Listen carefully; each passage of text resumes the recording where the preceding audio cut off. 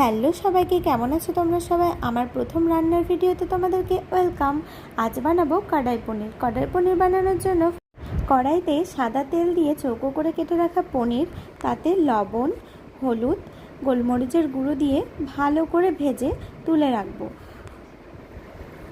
ওই তেলেই গোটা গরম মশলা, তেজপাতা ফোড়নে দিয়ে চৌকো করে ছোট ছোট করে কেটে রাখা ক্যাপসিকাম দিয়ে ভালোভাবে নেড়ে নিয়ে কিছুটা বাটা মশলা দেব। বাটা মশলার মধ্যে রয়েছে আদা, রসুন, জিরে, শুকনো লঙ্কা।